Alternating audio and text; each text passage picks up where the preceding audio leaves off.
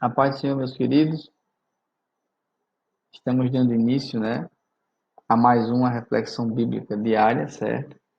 Estamos na lição de número 5 do terceiro ciclo da revista Discipulando, da editora CPAD, que tem como título Vencendo a Tentação. A meditação dessa aula, da lição 5, meus amados, ela se encontra no livro de Apocalipse, capítulo 3, versículo 10, que diz assim: Como guardaste a palavra da minha paciência, também eu te guardarei da hora da tentação que há de vir sobre todo mundo para tentar os que habitam na terra. A nossa reflexão bíblica diária, meus amados, está no livro de Salmos, o capítulo é o 95 e o versículo é o versículo 9, 8 e o versículo 9, que diz assim, meus amados: Não endureçais o vosso coração como em Meribá, no dia de Massá, no deserto, quando vossos pais me tentaram, me provaram e viram a minha obra. Meus amados, o Salmo 95 é um salmo de louvor e advertência, né?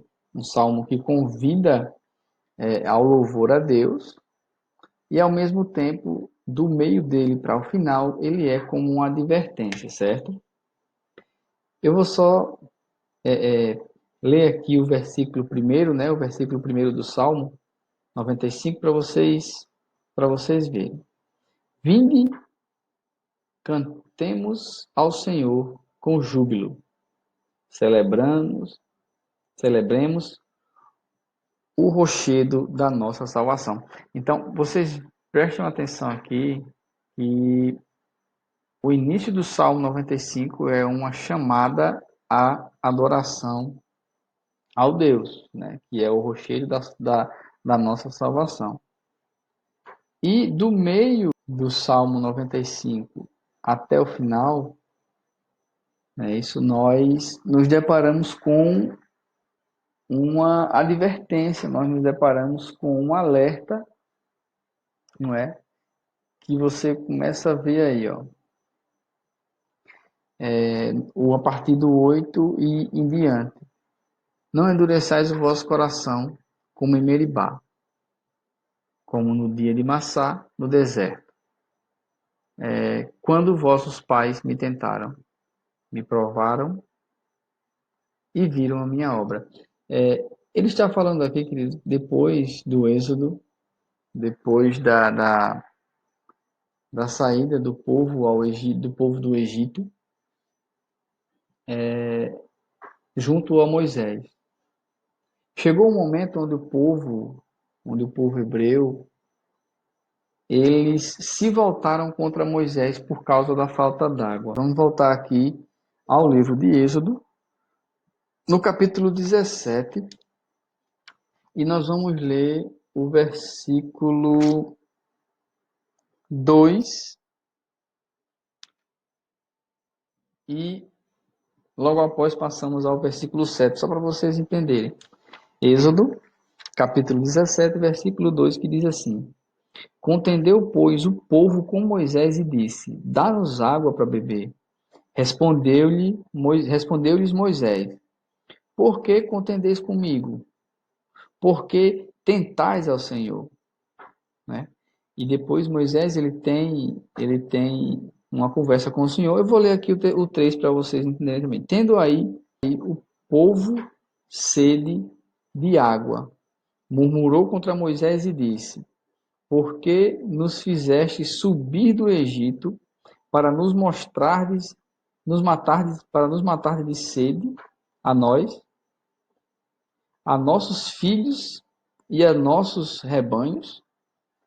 Entendeu, meus amados? Então, assim, é um salmo que começa o incentivo ao louvor a Deus, um convite ao louvor a Deus, E ao mesmo tempo, do seu meio para o final, ele é uma advertência, né? É uma advertência à tentação da murmuração contra Deus. Como nós estamos falando aqui de vencendo a tentação, o povo hebreu ele tentou contra Moisés, ele tentou contra Deus, né, indo de encontro a Moisés, certo? Quando eles sentiram sede.